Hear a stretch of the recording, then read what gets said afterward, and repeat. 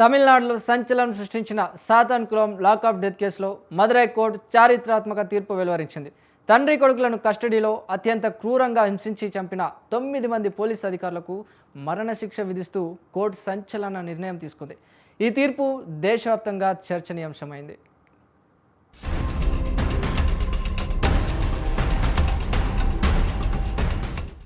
తమిళనాడులో 6 ఏళ్ల క్రితం జరిగిన కస్టడీ హత్యల కేసులో మద్రాసు హైకోర్టు మదురై బెంచ్ సంచలన తీర్పు వెలువరించింది.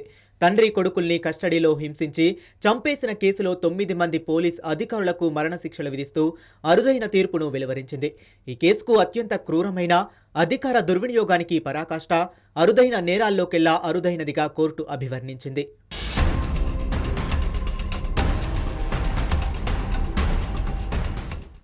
2020 జూన్ 19న కరోనా లాక్డౌన్ సమయంలో నిబంధనలు ఉల్లంఘించి మొబైల్ షాప్ తెరిచారన్న నెపంతో జయరాజ్, అతని కుమారుడు బెన్నిక్స్లను పోలీసులు అరెస్ట్ చేశారు.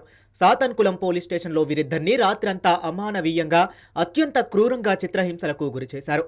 తీవ్ర రక్తస్రావం, గాయాల కారణంగా జూన్ 22, 23 తేదీల్లో తండ్రి కొడుకులు ఇద్దరూ మృతి చెందారు.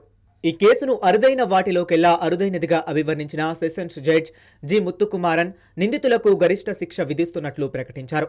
ఇన్స్పెక్టర్ శ్రీధర్, సబ్ ఇన్స్పెక్టర్లు రఘు గణేష్, బాలకృష్ణతో పాటు మొత్తం 9 మంది పోలీసులను హత్యకు బాధ్యులుగా నిర్ధారించి ఉరిశిక్ష ఖరారు చేశారు.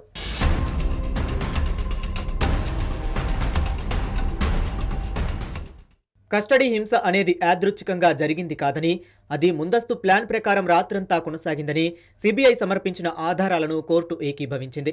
ఈ కేసులో 10వ నిందితుడైన స్పెషల్ ఎస్ఐ పాల్దురై విచారణ సమయంలోనే కరోనాతో మరణించడంతో అతనిపై విచారణ నిలిచిపోయింది. ఈ తీర్పుపై దేశవ్యాప్తంగా హర్షం వ్యక్తమవుతుంది.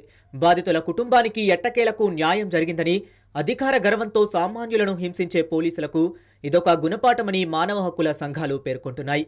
6 ఏళ్ల సుదీర్ఘ పోరాటం తరువాత వెలువడిన ఈ తీర్పు భారత న్యాయ వ్యవస్థపై నమ్మకాన్ని పెంచిందని విశ్లేషకులు భావిస్తున్నారు.